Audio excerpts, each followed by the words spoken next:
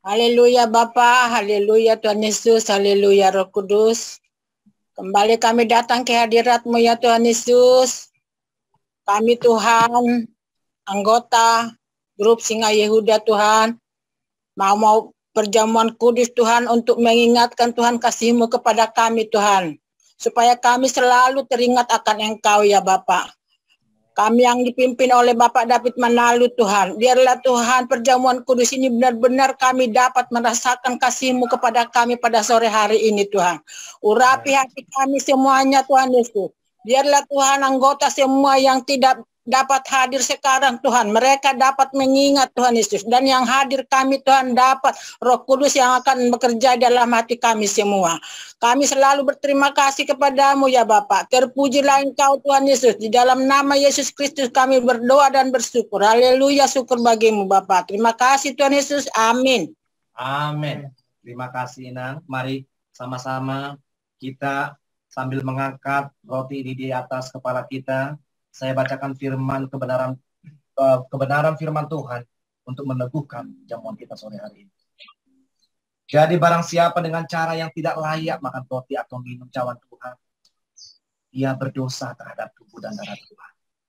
Karena itu hendaklah tiap-tiap orang, tiap-tiap kita menguji diri kita sendiri, dan baru sesudah itu kita makan roti dan minum dari cawan itu.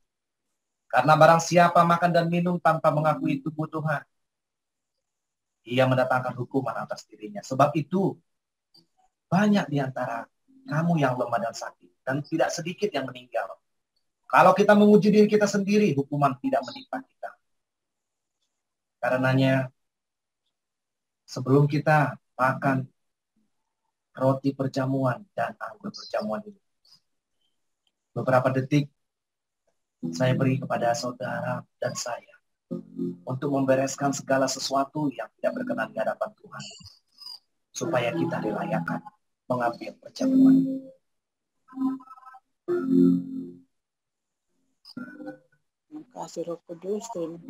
Sebab apa yang kuteruskan kepadamu telah aku terima dari Tuhan, yaitu bahwa Tuhan Yesus pada malam waktu ia diserahkan mengambil roti, dan sesudah itu ia mengucap syukur atasnya. Ia memecah-mecahkannya dan berkata, inilah tubuhku yang diserahkan bagi kamu. Perbuatlah ini menjadi peringatan akan aku. Mari kita makan dengan ucapan syukur di dalam nama Tuhan Yesus.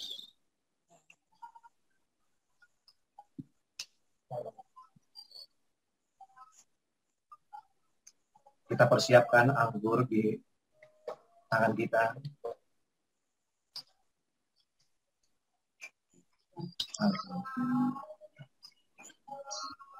Dan kita angkat tinggi-tinggi di atas kepala. Demikian juga yang mengambil cawan sesudah makan lalu berkata, cawan ini adalah perjanjian baru yang dimeteraikan oleh darahku.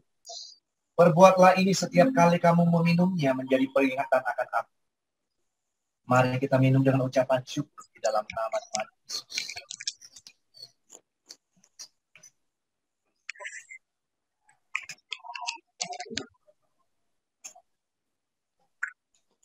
Haleluya.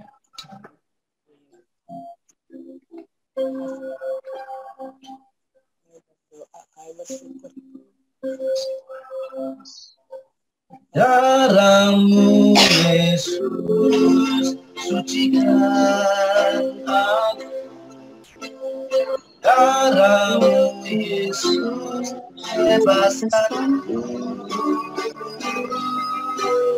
Darahmu Yesus sucikan aku. Ku dijadikan baru.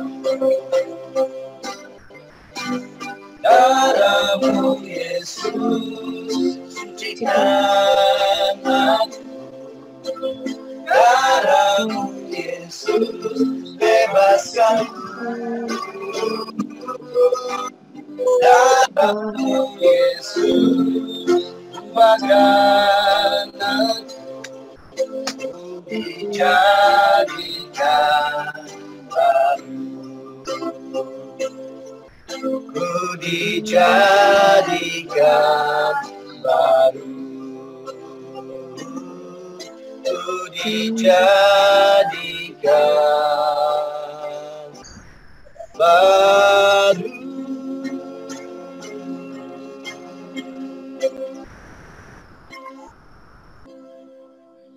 Saya minta dengan hormat Ito Reslina untuk memimpin kita kepada doa firman Tuhan. Sebelum firman Tuhan saya bagikan, silakan Ito.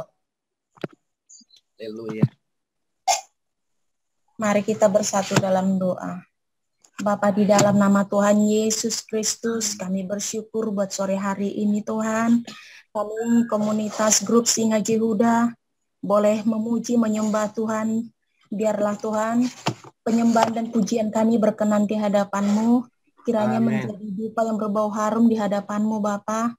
Kami mau Tuhan kepenuhan-Mu memenuhi kami setiap pribadi lepas pribadi.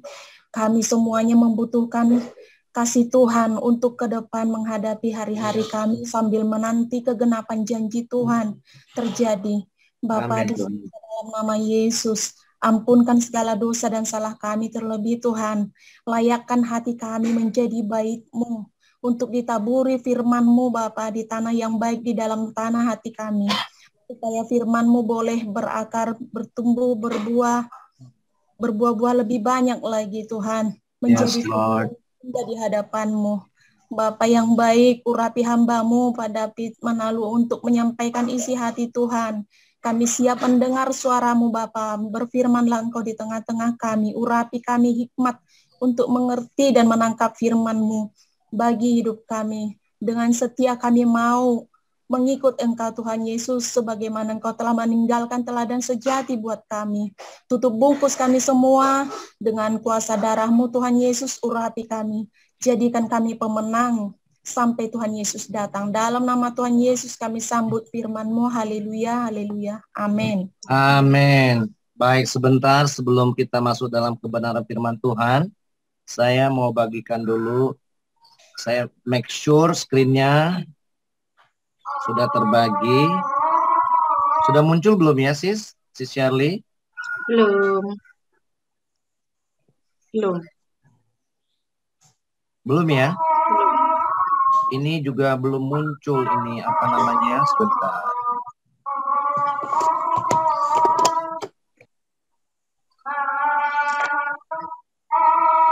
Claim host. Nah, ini dia.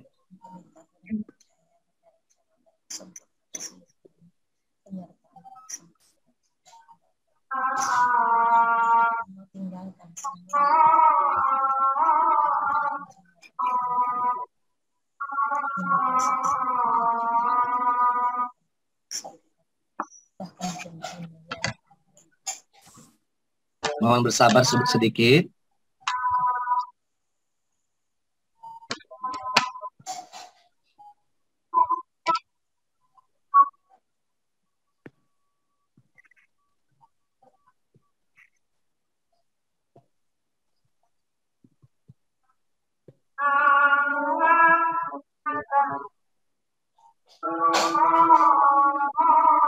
Sudah muncul si Shirley?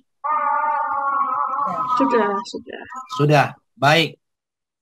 Sore hari ini kita mau belajar berpuasa seperti yang diajarkan firman Tuhan. Tentu di antara kita pasti sudah pernah yang namanya berpuasa.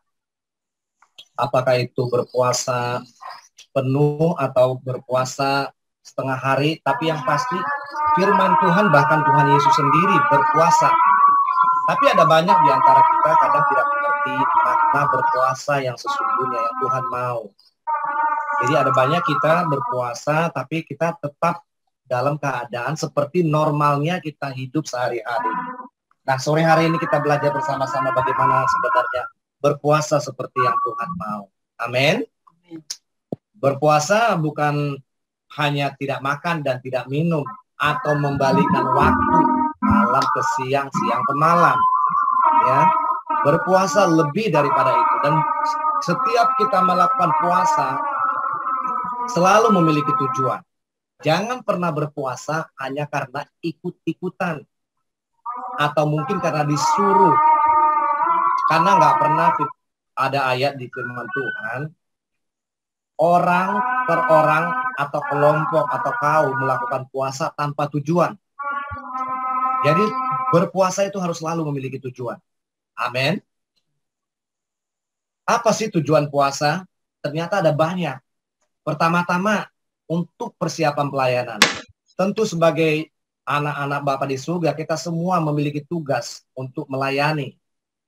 Nggak ada orang yang bisa melayani pelayanan tanpa adanya persiapan. Salah satu yang paling penting dalam persiapan itu adalah persiapan ketahanan manusia roh kita. Supaya ketika kita melayani orang, nggak ada serangan balik yang menghancurkan kita. Ada banyak orang melayani ini, melayani itu, pelayanan pelepasan, diserang balik. Jadi mental deh. Nah, ini pentingnya kenapa kita berpuasa sebelum pelayanan. Yuk kita buka di Matius 4 ayat 1 sampai 17.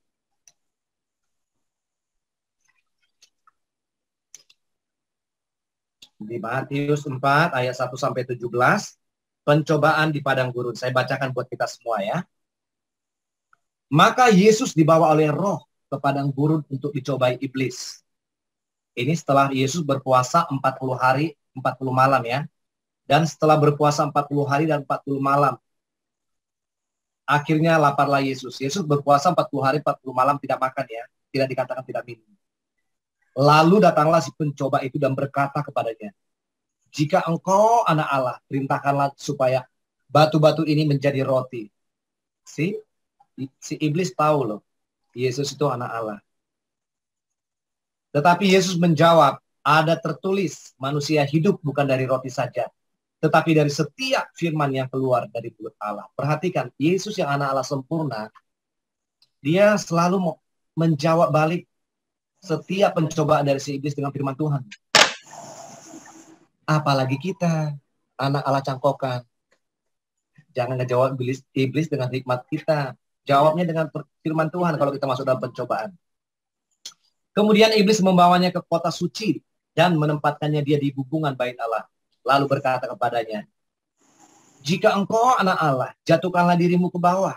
Sebab ada tertulis mengenai engkau, ia akan memberitakan malaikat-malaikatnya dan mereka akan menatang engkau di atas tangannya, supaya kakimu jangan terantuk kepada batu. Ini pintar loh si setan nih, si iblis. Dia kutip firman Tuhan, tapi tujuannya untuk mencelakakan. Makanya kan saya selalu berkata kepada saudara, baik di grup maupun dalam ibadah, perhatikan vibrasi dan frekuensi yang mengantarkan perkataan, gambar, image, firman Tuhan kepada saudara. Ini firman Tuhan loh. Tapi yang menyampaikannya si iblis. Yesus berkata kepadanya, ada pula tertulis, janganlah engkau mencobai Tuhan Allah. Dan iblis membawanya pula ke atas gunung yang sangat tinggi.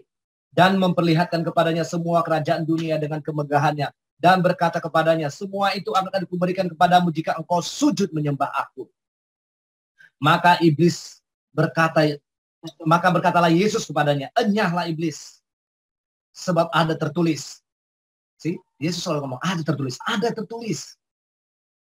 Engkau harus menyembah Tuhan Allahmu dan hanya kepada dia sajalah engkau berbakti.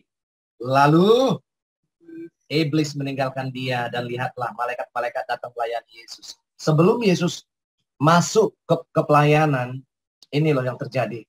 Dia berpuasa dulu, makanya dicobain iblis 3 kali, mundur iblis. Kenapa? Manusia roh Yesus penuh dengan firman Tuhan, penuh dengan urapan Tuhan, penuh dengan minyak. Makanya ketika pertama sekali dia masuk ke bait Allah dan di imam-imam memberikan kitab kepadanya, ayat yang dikutip dia adalah Yesaya 61, roh Tuhan Allah ada padaku, oleh sebab itu ia mengurapi aku, dan seterusnya. Kenapa pada saat itu firman tersebut digenapi? Makanya orang-orang Yahudi, imam-imam, ahli Taurat heran. Siapa nih orang? Dia nggak tahu, mereka nggak tahu. Firman itu digenapi di diri Yesus. Amin. Jadi saudara dan saya sebelum mengadakan pelayanan, persiapan pelayanan, penting namanya berpuasa. Nanti kami tanggal 12 kami ada pelayanan anak-anak jalanan, kaum marginal di bantaran rel kereta api. Kami juga perlu yang namanya persiapan pelayanan. Baik, yang kedua, tujuan berpuasa adalah ini tadi sama ya ayatnya dari persiapan pelayanan, ini ayat tambahan saja tadi. juga di Lukas 4 ayat 1 sampai 14, ya. Yang kedua, mencari hikmat Tuhan. Kalau saudara dan saya kekurangan hikmat ketika menghadapi suatu pergumulan, permasalahan, nggak usah buru-buru telepon teman, nggak usah buru-buru telepon yang lebih rohani dari kita, nggak usah buru-buru telepon pendetamu. Berpuasa dan minta Tuhan hikmat dicurahkan pada diri saudara dan saya. Ya, kita buka di Kisah Rasul 14 ayat 23. And when they had ordained them elders in every church and had prayed with fasting, they commended them to the Lord on whom they believe. See, with fasting loh katanya. Satu orang yang ikut Zoom, tolong bacakan Kisah Rasul 14 ayat 23.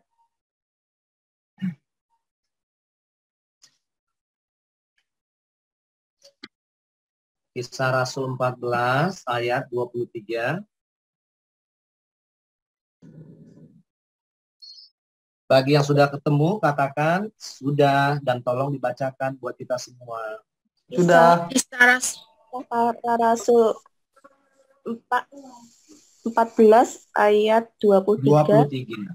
Di tiap-tiap jemaat rasul-rasul itu menetapkan penatua-penatua bagi jemaat itu, dan setelah berdoa dan berpuasa, mereka menyerahkan penatua-penatua itu kepada Tuhan yang adalah sumber kepercayaan mereka. Ya sih, rasul-rasul yang menetapkan penatua-penatua loh di gereja-gereja. Bukan gembala. Makanya kan di gereja-gereja Babel, coba pilih siapa yang menetapkan penatua-tua di agen, pengerja, yang punya gereja, yang punya perusahaan. Kalau sesuai dengan firman Tuhan, lihat nih. Di tiap-tiap jemaat, artinya di tiap-tiap gereja, rasul-rasul loh, menetapkan penatua-penatua. Kenapa? Rasul-rasul, kalau saudara pelajari 5 jawatan Tuhan Yesus ketika dia melayani di bumi selama 3,5 tahun, rasul-rasul lah yang mendirikan, membuat fondasi gereja itu kuat. Kemudian datang nabinya untuk membongkar dosa, supaya tidak ada dosa di dalam rumah tersebut. Baru si gembala menggembalakan jiwa-jiwa. Datanglah guru dan penginjil. Itu tuh hierarki gereja sesuai firman Tuhan. Oke, jadi untuk kita mencari hikmat Tuhan, berpuasa itu penting. Kita nggak bisa menentukan siapa-siapa atas kemauan kita, kecuali kita dapat hikmat dari Tuhan. Ya, Bapak Ibu, buat yang memiliki pergumulan, permasalahan yang saudara hadapi saat ini dan tidak tahu jalan keluarnya, minta sama Tuhan, minta hikmatnya. Bukankah di kitab Yakobus dikatakan, mintalah hikmat kepada sumber hikmat itu. Amin. Berikutnya, pada saat kita berduka cita, ada kalanya kita juga berpuasa. Saya mengalami hal ini ketika kakak saya dulu yang di atas saya dipanggil pulang oleh Tuhan. Saya nggak ada rencana apa-apa loh. Saya tanpa saya rencanakan berpuasa. Dan ternyata saya ngerti, oh ternyata pada saat kita berduka cita, kita pun diizinkan Tuhan untuk melakukan puasa. Ya, kita buka ayatnya di Nehemia 1 ayat 4. Ya, when I heard these words, I sat down and wept and mourned 4 days, and I fasted and prayed before the God of heaven. Nehemia 1 ayat 4. Satu orang buka di versi bahasa Indonesianya. Ayo, jangan bingung, ada loh kitab Nehemia di Perjanjian Lama setelah Ezra. Nehemia 1 ayat 4. Ketika aku dengar berita ini, duduklah aku menangis dan berkabung selama beberapa hari.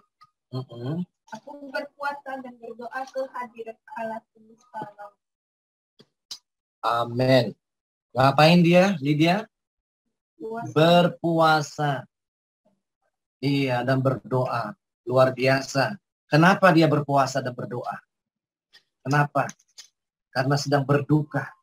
Ya, si Nehemia, Nabi Nehemia mendengar berita itu dan duduklah aku menangis dan berkabung selama beberapa hari. Pada saat dia berkabung, dia berpuasa dan berdoa ke hadirat Allah semesta langit. Nggak ada orang yang berkabung tuh suka pesta pora, ke disco, Ayat clubbing. berapa, Tok? Ya. Nehemia 1 ayat 4. Nehemia 1 verse 4. Ada nggak, pernah nggak saudara ngelihat orang berkabung, terus pesta-pesta, ada. clubbing, orang berduka cita, pasti grieving. Amin. Berikutnya, tujuan berpuasa untuk membebaskan, pembebasan. So we fasted and petition our God about this, and He answered our prayer. Saat kita berpuasa dan kita menaikkan petisi kita ke hadapan Allah, Tuhan kasih jawaban melalui jawaban doa kita. Esra 8 ayat 23. Esra 8 sebelum Nehemia, ayat 23, saya minta saudara Bro Suardin Laya yang setia sekali ikut Tuhan, setia sekali ikut Zoom, aktif di grup, besar berkat dari surga buatmu, Bro. Ayat 23, Esra 8, Bro. Esra 8 ayat 23, demikian firman Tuhan. Jadi berpuasalah kami dan memohonkan hal itu kepada Allah, dan Allah mengabulkan permohonan kami. Wah, dahsyat banget. Jadi berpuasa punya purpose nggak? Ada tujuan nggak? Ada tujuannya. Makanya ketika mereka berpuasa, lalu menaikkan petisinya ke hadapan Tuhan. Dan dijawab melalui doa. Jadi kalau saudara mungkin sedang mengalami suatu ikatan, suatu permasalahan yang susah banget terpecahkan, coba puasa. Lalu bawa petisi permasalahan saudara ke hadapan Tuhan. Nanti Tuhan pasti jawab. Saya nggak ngecap loh, saya ngalamin. Ya. Pasti kita mengalami kebenaran firman Tuhan kalau kita praktekkan. Yang berikutnya, tujuan berpuasa adalah untuk pertobatan. Ya, Yunus 3 ayat 10. And God saw their words, that they turned from their evil way. And God repented of the evil that He said that He would do unto them, and He did it not. Versi bahasa Indonesia boleh bantu saya di Yunus 3 ayat 10.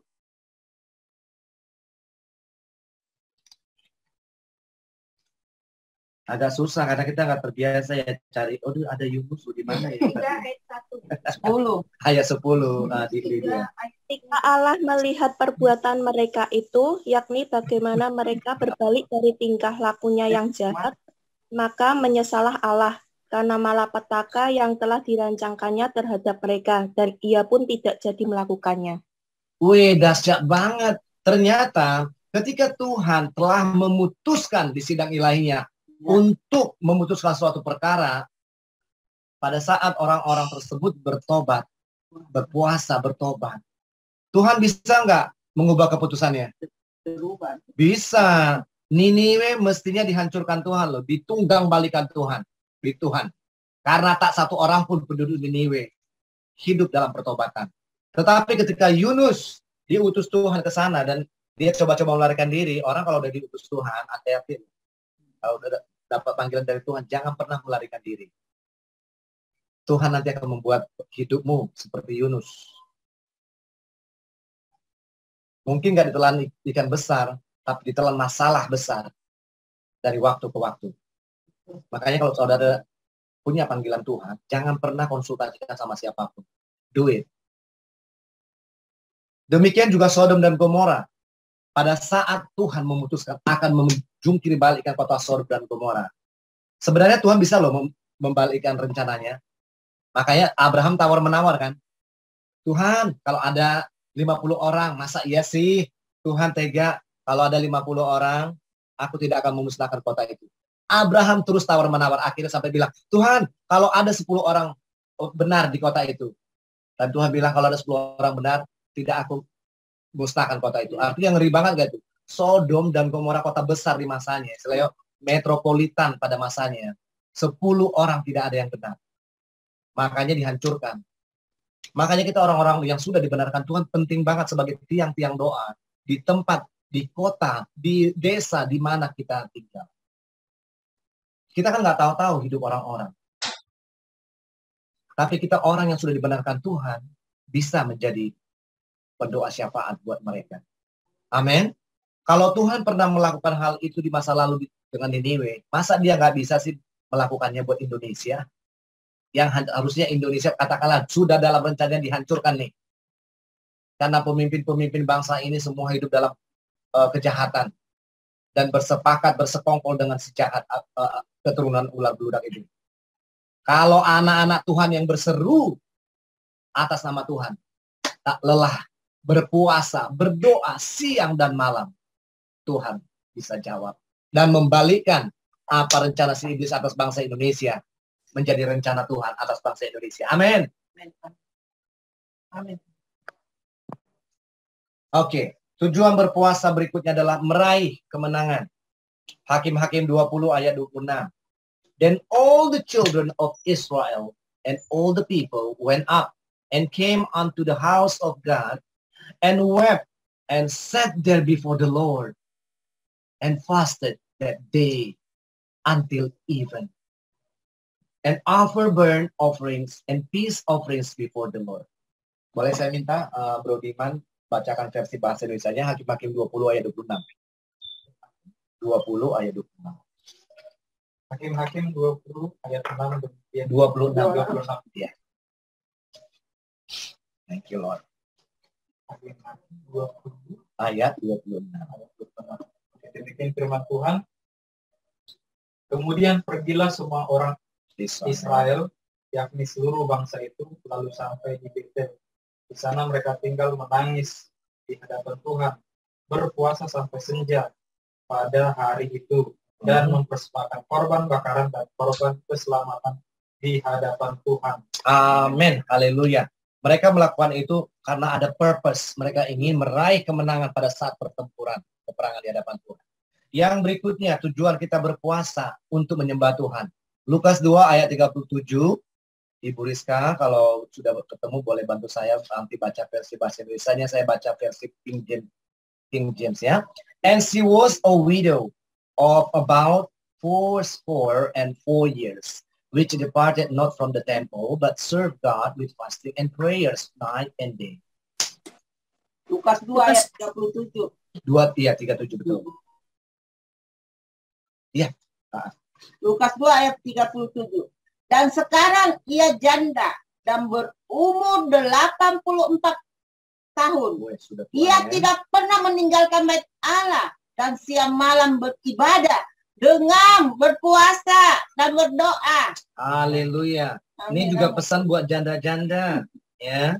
Daripada menggibah, menggosip tetangga kiri kanan gak karu-karuan, udah berdoa, tinggal di bait Allah, tinggal di kamar, siang malam berdoa dengan berpuasa. Amin, amin, amin. Amin. Buat orang-orang yang sudah tua atau hidup sendiri, yes, pergunakan waktu-waktu untuk lebih banyak berdoa dan berpuasa. Tapi ini secara khusus loh dikatakan.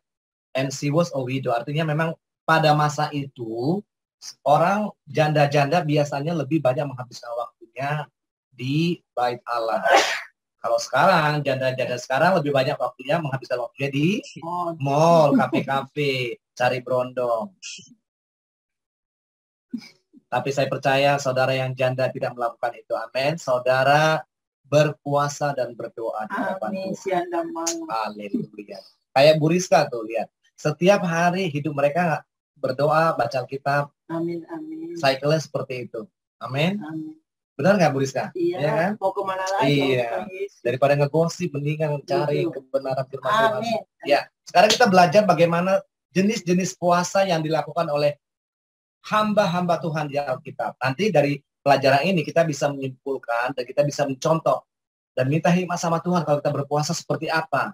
Jangan kita memaksakan diri, karena si Bu Rizka bisa puasa Esther 3 hari 3 malam nggak makan nggak minum, ikut. Padahal dia sakit mah. Hari kedua, tepar, masuk rumah sakit. Itu tidak berhikmat, bro. Yeah. Karena dia, Musa bisa kok berpuasa 40 hari, 40 malam, gak makan, gak minum. Masa gue bisa? Hari kedua, tewas. Kayak ada dulu teman kita. Dia di grup, dia dulu salah satu admin kita, tapi udah keluar. Wah, pamer dia. Saya tahu dia ketika dia ngomong pamer. Ini yang namanya, kalau orang Batak bilang si panggaron. Tuhan suruh saya berpuasa 40 hari. Minum aja, katanya gitu. Kuculuk-kuculuk kunjunganlah ke sini. Baru hari ketiga. Haus, bro. Lapar, bro. Disuguhin, lewat, habis. Tuh, katanya dari Tuhan. Kalau dari Tuhan nggak mungkin gagal. Itu artinya dari diri sendiri. Itu namanya keinginan daging sebenarnya ya. Keangkuhan hidup. Pengen dilihat gue lebih rohani nih. Gue orang rohani. Jadi sombong. Padahal bukan seperti itu yang Tuhan mau. Yuk kita belajar dari setiap hamba Tuhan. 1, puasa Musa. Musa berpuasa 40 hari, 40 malam. Tidak makan dan tidak minum. Ini hanya puasa yang memang Tuhan langsung intervensi terhadap orang tersebut. Saya pernah mendengar ada banyak, nggak banyak sih, ada beberapa hamba Tuhan yang kuat melakukan ini. Salah satu itu mama rohani saya, cuma 20 hari sih dia buatnya. Nggak makan, nggak minum. Dan dia masih terus khotbah dan bekerja loh. Di hari terakhir ketika dia selesai berpuasa, orang yang melihat dia wajahnya bercahaya, apalagi Musa. Keluaran 24 ayat 16. Pak Diman boleh bantu saya di Keluaran 24 ayat 16. Keluaran 24. Ya, 14. Keluaran 24 ayat 16. Demikian firman Tuhan. Kemuliaan Tuhan diam di atas gunung Sinai, dan awan itu menutupinya 6 hari lamanya. Pada hari ke-7 dipanggilnya Musa dari tengah-tengah awan itu. Iya, jadi waktu Musa berpuasa 40 hari 40 malam di gunung Sinai, di hari ke-7-nya Tuhan memanggil Musa. Ya, lanjut Pak, di ayat 17 Pak boleh. Tampaknya kemuliaan Tuhan sebagai api yang menghanguskan di puncak gunung itu pada pemandangan orang Israel. Iya. Lanjut aja Pak. Masuklah Musa ke tengah-tengah awan itu dengan mendaki gunung itu. Lalu tinggallah ia di atas gunung itu 40 hari dan 40 malam lamanya. 40 hari 40 malam. Makanya ketika dia turun, orang Israel nggak tahan melihatnya. Karena mukanya bercahaya. Itu sebabnya kenapa orang Israel selalu ngandalin Musa. Saat mereka berdosa, kamu ajarin Musa yang naik ke hadapan Allah. Tapi pada saat mereka mendapatkan mukjizat dari Tuhan, mereka lupa sama Tuhan. Sifat yang sama pada gereja Tuhan di akhir zaman. Satu ayat lagi di Keluaran 34 ayat 28.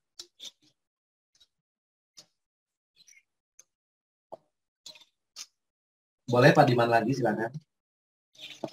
Dan Musa ada di sana bersama-sama dengan Tuhan 40 hari 40 malam lamanya.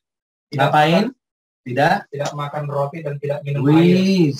Dan ia menuliskan pada loh itu segala perkataan perjanjian, yakni ke-10 firman. Wih, dahsyat banget. 40 hari, 40 malam. Tidak makan dan tidak minum loh. Makanya kemuliaan Allah begitu luar biasa. Ya. Kita lihat contoh puasa yang lain. Satu hamba Tuhan yang lain, puasa Daud. Daud tidak makan semalaman. Dan semalaman berbaring di atas tanah. 2 Samuel 12 ayat 16. Boleh satu orang yang sudah menemukannya ayat tersebut dari teman kita yang ikut Zoom, katakan amin dan tolong bantu saya membacakannya. 2 Samuel 12 ayat 16. 2 Samuel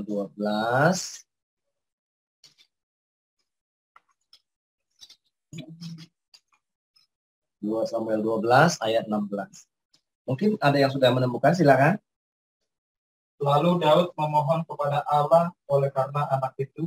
Ia berpuasa dengan tekun dan apabila ia masuk ke dalam, semalam-malaman itu ia berbaring di tanah. Iya. Jadi konteksnya di sini kenapa si Daud berpuasa setelah dia ditegur Nabi Nathan dan dia bertobat. Dia ditegur Nabi Nathan karena dia sudah menghamili Batsheba, istri Uria. Malah dia merencanakan kejahatan untuk membunuh Uria. Uria ditempatkan di depan dalam pertempuran. Ini sebenarnya kalau di mata Tuhan, Daud ini dosanya gila banget loh. Merencanakan kejahatan, membunuh, meniduri istri orang sampai hamil. Udah gitu, diambil jadi istrinya. Hei, tapi jangan salah. Tuhan berkata tentang Daud. Apa katanya? The man after my heart. Kenapa bisa Tuhan ngomong seperti itu? Padahal kalau itu dosa Daud itu mengerikan. But God says, the man after my heart. Daud orangnya cepat bertobat. Ketika dia ditegur Nabi Nathan, dia nggak ngeles. Dia, padahal Nabi Nathan menegur dia dengan perumpamaan loh. Tahu kan perumpamaannya, masih ingat? Tentang domba. Tapi Daud, dialah orangnya. Makanya dia menyesal. Beda sama Saul. Saul ditegur, ngeles. Rakyat Israel yang mau Tuhan begini. Bela diri. Ending hidup Saul dan Daud beda banget. Daud, walaupun dalam perjalanan hidupnya penuh dengan kesalahan, endingnya glorification. Saul,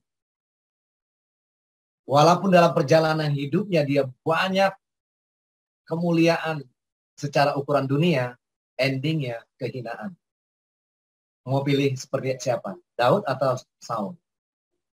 It's all up to you. Contoh puasa berikutnya yang diceritakan oleh Alkitab tentang hamba-hamba Tuhan. Elia, 40 hari 40 malam. 1 Raja-Raja 2 ayat 19 ayat 8. 1 Raja-Raja 2 ayat 19. 1 Raja-Raja 2 19 ayat 8. Silakan yang sudah mendapatkannya, katakan amin dan tolong bantu saya baca. Batseba masuk menghadap sampai 19. 1 Raja-Raja 2, Pak. 2 ayat 1 Raja-Raja 2 19 ayat 8. 1 Raja-Raja 19. Iya. Iya, 1 Raja-Raja 19 ayat 8. Sudah ketemu, Pak? Amin. Maka bangunlah ia, lalu makan dan minum. Dan oleh kekuatan makanan itu dia berjalan 40 hari 40 malam lamanya sampai ke gunung Allah, yakni gunung Horeb. Iya. Jadi dari setelah dia makan dan minum, sesudah itu 40 hari 40 malam dia tidak makan dan minum lagi sampai dia ke gunung Horeb. Dahsyat ya. Jadi ada dua hamba Tuhan yang sukses. 40 hari 40 malam nggak makan nggak minum. Musa dan Elia. Makanya iya, tepat sekali Bu Risa. Dan saya mau ngomong itu. Di Wahyu, di kitab Wahyu dikatakan dua saksi Allah itu Musa dan Elia. Ya, Musa dengan kuasa mengubah air jadi darah, Elia menurunkan hujan. Amin, api. Ya, luar biasa. Amin. Dahsyat Tuhan tuh. Berikutnya Esther. 3 hari 3 malam tidak makan dan tidak minum. Di Esther 4 ayat 16. Silakan bagi Bapak Ibu yang sudah menemukannya, katakan amin dan tolong bantu saya membacakannya. Esther. Puasa Esther ini juga nggak gampang, kecuali Tuhan suruh. Jangan coba-coba ikut-ikutan orang lain yang bisa puasa Esther ya. Saya sendiri pun seumur hidup saya sejak saya lahir baru dari tahun 97, baru 4 kali saya disuruh Tuhan puasa Esther. Jadi jangan apalagi kalau kondisi kesehatan kita tidak memungkinkan, make sure tanya Tuhan. Ya, Esther 4 ayat 16. Silakan. Pak Bima ketemu ayat 16. Esther 4 ayat 16 firman Tuhan.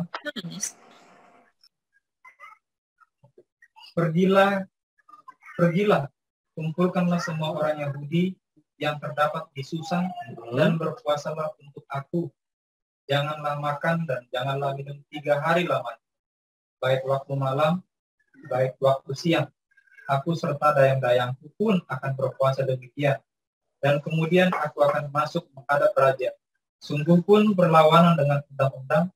Kalau terpaksa aku mati, biarlah aku mati. Maka pergilah Mordekai dan diperbuatnya lah tepat seperti dikisahkan Esther kepadanya. Dahsyat. Kita perhatikan tadi ya.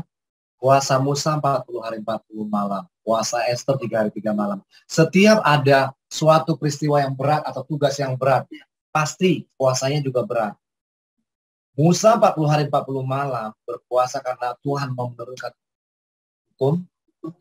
Iya, 10 hukum. Taurat itu kan, jangan ini, jangan itu, dan lain sebagainya. Esther berpuasa 3 hari 3 malam karena ada rencana dari Haman. Ingin memusnahkan bangsa Yahudi. Haman adalah simbol dari iblis. Orang-orang si Haman simbol dari roh jahat. Ya, mereka merencanakan pemusnahan, genosida semua etnis Yahudi pada masa itu. Tapi Tuhan gagalkan melalui Esther. Luar biasa. Amin. Kalau saudara dan saya menghadapi suatu masalah yang sangat pelik, sekali kalau doa sama Tuhan dan minta diberi kekuatan untuk melakukan doa puasa Esther. Berikutnya Ayub, ya 7 hari 7 malam dan tidak bersuara. Wis, nggak makan, nggak minum, nggak bersuara. Jadi orang bisu. Ayub 2 ayat 13. Ayub 2 ayat 13. Ada yang sudah menemukan? Silakan, boleh bantu saya untuk dibaca. Ayub 2 ayat 13. Lalu mereka duduk bersama-sama dia di tanah selama 7 hari 7 malam. Seorang pun tidak mengucapkan sepatah kata kepadanya karena mereka melihat bahwa sangat berat penderitaannya. Ya, karena kita tahu ya penderitaan itu seperti apa. Makanya dia berkabung, berpuasa 7 hari 7 malam dan tidak bersuara. Ada yang pernah puasa 7 hari 7 malam terus nggak ngomong? Saya salut kalau Tuhan, salut di antara saudara ada yang pernah suruh seperti itu.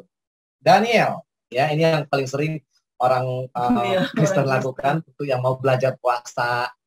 Ya, karena masih makan soalnya, cuma bedanya nggak makan enak-enak, cuma sayuran doang dan minum air putih ya. Dia berpuasa 10 hari hanya makan sayur. Dan makan sayurnya, nah hanya karena makan sayur, terus orang Kristen dimodifikasi. Oh sayurnya ditaruh daging cincang, ditaruh ini, ditaruh itu. Kagak. Kalau saudara baca sejarahnya puasa Daniel itu, jadi makan sayur itu sayur ibaratnya sekarang itu di bening doang. Iya, iya, soalnya saya pernah dengar tuh, bahkan hamba Tuhan ngajarin puasa Daniel, emang makan sayur aja katanya, tapi dimodifikasi dengan berbagai macam topping, daging cincang, udang, cumi dan lain sebagainya, itu bukan puasa. Ya, jadi puasa Daniel itu hanya makan sayur bening dan minum air putih. Coba Daniel 1 ayat 12 Bu Rizka, kalau ketemu silakan. Daniel 1 ayat 12. Adakanlah pencobaan dengan hamba-hambamu ini selama 10 hari. Dan biarlah kami diberikan sayur untuk dimakan dan air untuk diminum. Cuma itu tok kan? Ya. Ada nggak dibilang sayur berikut toppingnya cumi, udang, daging cincang dan bumbu-bumbu yang enak? Ada. Bening, bolehlah. Jadi kalau ya mungkin ada, kalau saudara pernah dengar pendapat saudara ngajarin kayak gitu, dilihat ya ayatnya nggak ada kan? Iya.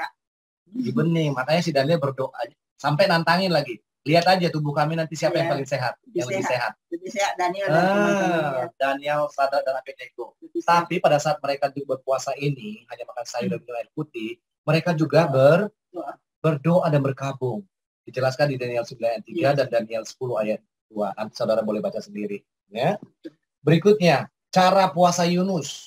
Nggak ada, belum pernah ada yang mengulanginya. 3 hari 3 malam di perut ikan ya. Yunus 1 ayat 17. Pak, boleh bantu saya? Tidak ada ikannya. Kecuali saudara menolak panggilan Tuhan, mungkin bisa saja Yunus kedua, peristiwa Yunus kedua terjadi.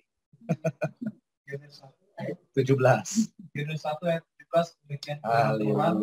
Maka atas penentuan Tuhan datanglah seekor ikan besar yang menelan Yunus. Dan Yunus tinggal di dalam perut ikan itu 3 hari 3 malam lamanya. Kira-kira kalau di perut ikan 3 hari 3 malam makan nggak kan? Tidak lah. Makannya ikan?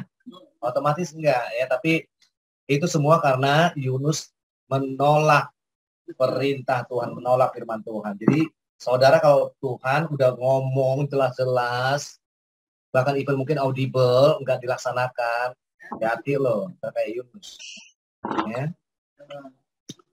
Next. Puasa Yesus 40 hari 40 makan, tidak makan aja ya, minum dia tetap. Matius 4 ayat 2. Lydia boleh bantu kakak di Matius 4 ayat 2.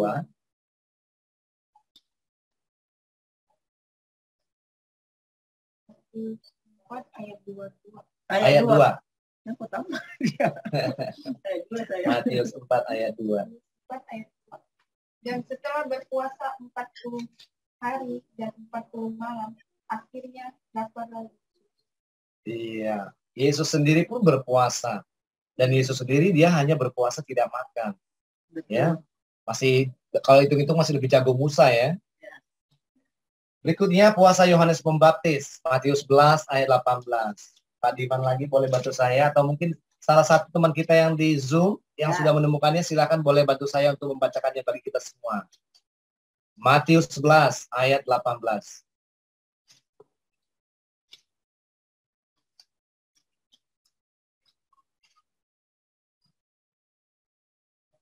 Ada yang sudah menemukannya? 11 ayat 18. Matius 11 ayat ke-18. Karena Yohanes datang, ia tidak makan dan tidak minum, dan mereka berkata, ia kerasukan setan. Tuh, lihat. Orang-orang Farisi, ahli-ahli Taurat, Yohanes datang, dia berpuasa, nggak makan, nggak minum, mereka berkata, ia kerasukan setan. Dan selalu keturunan ular-ular ini cari-cari masalah memang. Untuk setiap apa yang Tuhan suruh bagi kita anak-anaknya. Termasuk ke Yohanes Pembaptis kan, dikatakan anak setan. Betul. Yang berikutnya Paulus, 3 hari dan 3 malam tidak makan dan tidak minum dan tidak melihat. Ya, Kisah Rasul 9 ayat 9. Silakan Bapak Ibu yang sudah menemukannya. Ini kenapa terjadi? Karena pada waktu itu Paulus, sebelum dia menjadi Paulus, dia bernama Saulus. Kerjanya ngapain? Membunuh umat Tuhan. Karena dia merasa mereka ini pengacau, ngajarin sesat, nggak mengikuti hukum Taurat. Ternyata begitu dia dijamah Tuhan, ini yang terjadi. Silakan yang sudah menemukan. Kisah 9 ayat 9. 3 hari lamanya ia tidak dapat melihat, dan 3 hari lamanya ia tidak makan dan minum. Wis, dahsyat juga ya puasa model Paulus ini, karena ini adalah teguran juga dari Tuhan buat dia. Tapi setelah Saulus berubah menjadi Paulus, luar biasa dahsyat dipakai Tuhan. Bahkan setengah dari perjanjian baru ditulis oleh Paulus. Nah, sekarang kita mau berbicara, mendiskusikan lebih lanjut cara kita berpuasa. Tadi contoh-contoh hamba-hamba Tuhan di Alkitab bagaimana mereka berpuasa, ya. Nah, kita harus sesuaikan dengan satu tentu kondisi fisik kita, ya. Dan juga minta hikmat sama Tuhan. Kira-kira puasa seperti apa? Apalagi buat saudara yang masih pemula berpuasanya, belum pernah, itu penting juga berhikmat supaya tidak efek ke kesehatan kita. Saya punya teman dulu, dia nggak pernah sih berpuasa. Cuma karena lagi heboh-hebohnya tentang puasa Ester, ngikut pengen. Iya. Di hari pertama aku udah semaput sebenarnya. Tapi karena pengen, karena orang-orang ketika melakukan puasa-puasa tertentu yang Tuhan suruh, mereka begitu banyak mendapatkan harta rohani yang luar biasa. Masih teman ikut-ikutan. Hari kedua tepar. Masuk rumah sakit. Makanya penting kita meminta hikmat dari Tuhan. Ya, yang pertama puasa biasa hanya tidak makan. Ya, di Lukas 4 ayat 2. Kenapa? Ini perlu kita untuk melatih metabolisme tubuh. Ya, kayak Pak Diman sering berpuasa nggak? Jarang. Nah, ini penting. Jadi hanya nggak makan aja, boleh tetap minum. Mungkin awal-awalnya 6 jam pertama puasa 6 jam. 12 jam sampai ketahanan tubuh dan rohnya semakin kuat. Jadi orang yang jarang berpuasa, yang belum pernah berpuasa, jangan langsung ambil puasa yang ekstrim. Ya, betul. Di Lukas 4 ayat 2, tolong Pak bantu saya. Lukas 4 ayat 2. Lukas 4 ayat 2 demikian firman Tuhan. Di situ dia tinggal 40 hari lamanya dan dicobai iblis. Selama di situ dia tidak makan apa-apa. Dan sesudah waktu itu dia lapar. Iya, dia tidak makan apa-apa. Tidak dikatakan tidak minum. Iya. Ya. Berikutnya, puasa penuh seperti Ester. Ya, tadi kita sudah tahu puasa Ester itu 3 hari 3 malam. Tidak makan dan tidak minum. Tapi puasa penuh ini juga saudara boleh, nggak harus 3 hari 3 malam. Bisa 1 hari atau selang-seling. Itu sebabnya tadi saya katakan minta juga hikmat dari Tuhan. Bagaimana saudara ingin berpuasa. Yang penting adalah saudara tahu pada saat saudara berpuasa memiliki apa? Tadi? Tujuan. Jadi nggak puasa ecek-ecek atau puasa ikut-ikutan. Yang berikutnya puasa sebagian. Daniel 10 ayat 2 dan 3 kita tadi sudah tahu. Dia hanya makan sayur-sayuran saja. Iya. Tapi banyak loh hamba Tuhan melencengkan itu ayat tadi. Oh, puasa Daniel yang cuma makan itu ya, makan sayur-sayuran dan buah-buahan dan makanan dari non daging. Betul. Sampai makan itu Iya. caca yang enak. Padahal udah jelas hanya sayur dan air putih. Dan sayurnya pun dibening loh itu. Betul. Nggak pakai topping-toppingan. Iya, nggak pakai teh manis. Ya, jadi kalau diajarkan puasa Daniel itu seperti di luar dari firman yang tadi dibagikan, itu bukan puasa Daniel. Ya, puasa daging. Karena sudah campur dengan topping ini itu ya. Oke. Nah, nasihat firman Tuhan jika kita berpuasa ternyata ada loh tujuannya. Matius 6 ayat 16 sampai 18. Saya bacakan buat saudara semua karena ini perkataan Tuhan Yesus sendiri ya.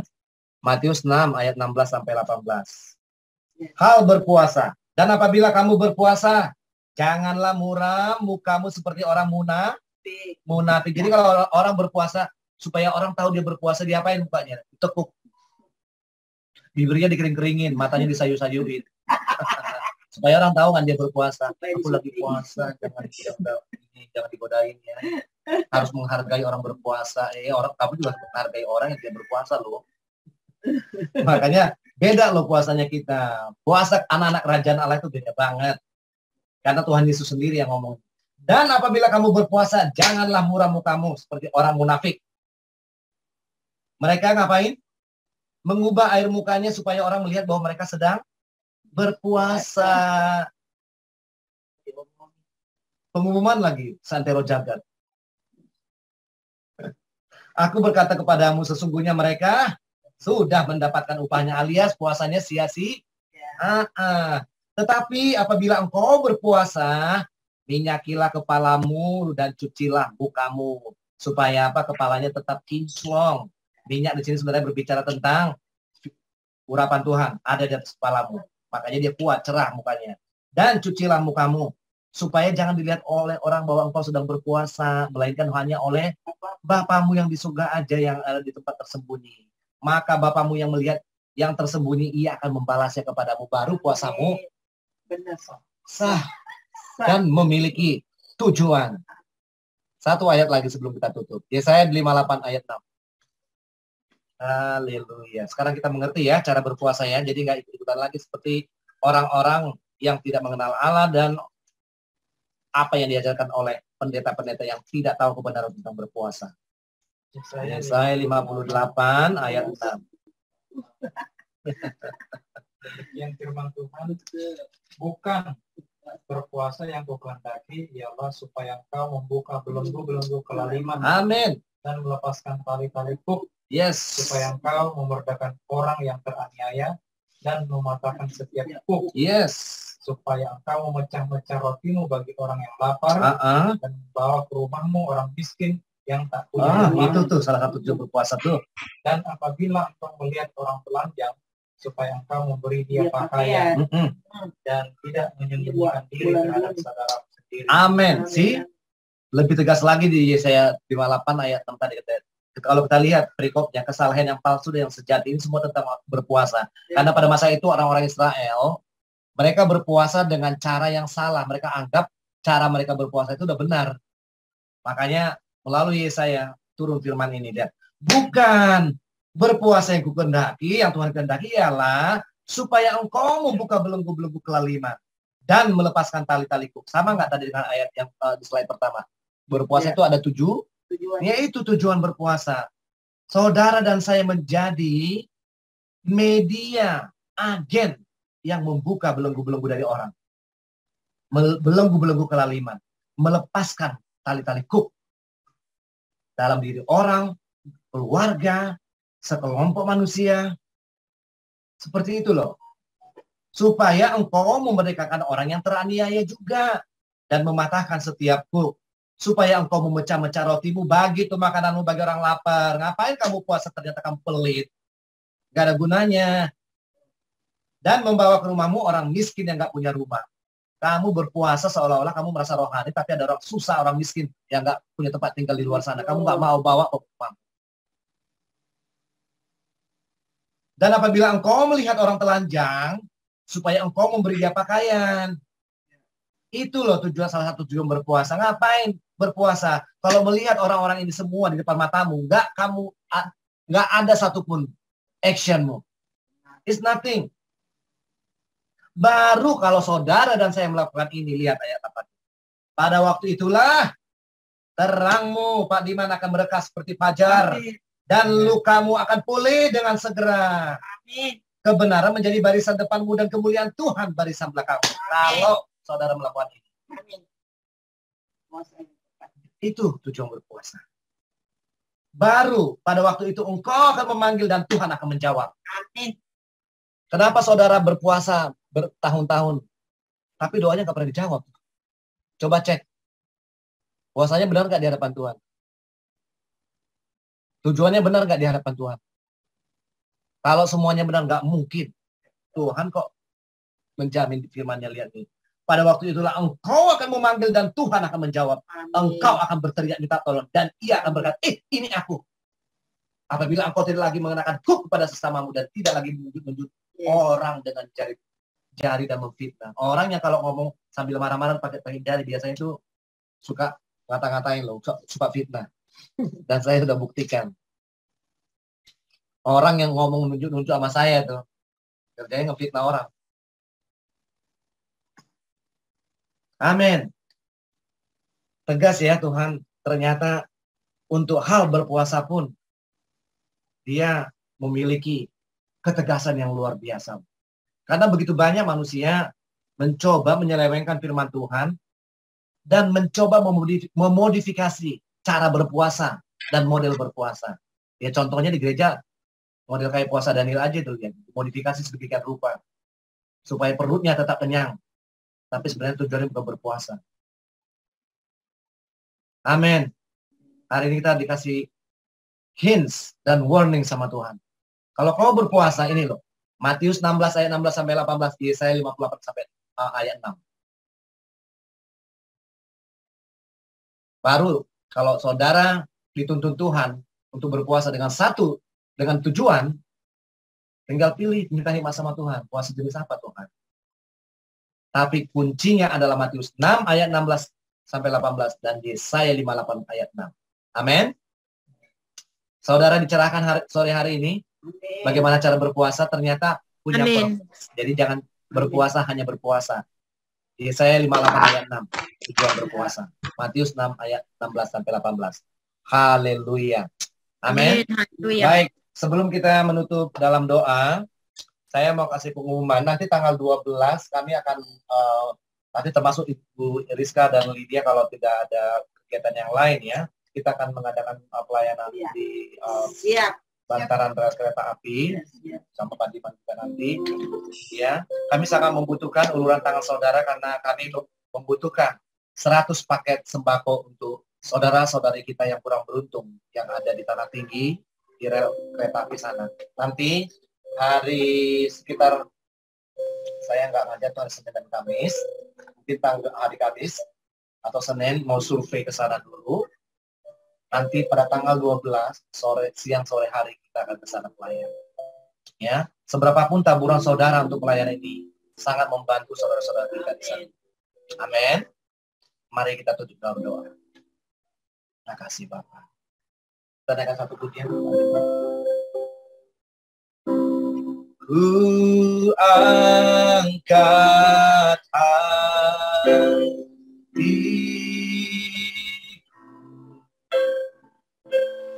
ku pandang keputusanmu,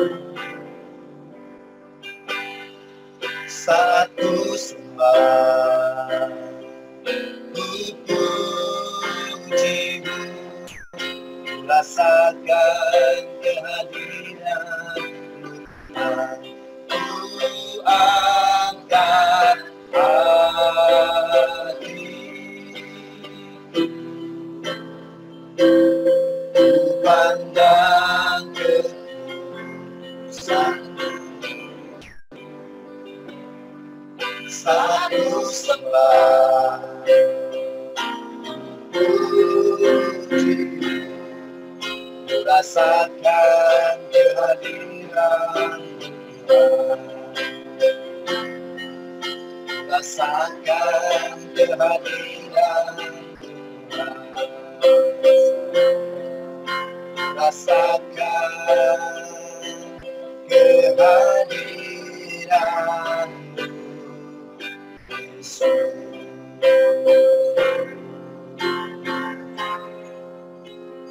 Baik, sebelum kita tutup ibadah kita sore hari ini, saya mau melihat ada beberapa pendoa yang ikut ibadah pada sore hari ini. Kita mau berdoa syafaat.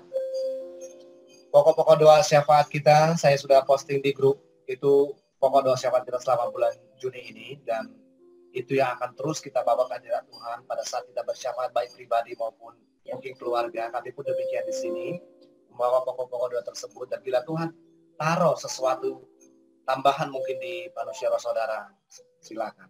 Ya, baik. Ada pendoa syafaat di sini, ada Sis Nike sudah ada juga, ada Ibu Desi, Pak Arjon ada nggak, gembala-gembala ada nggak di sini?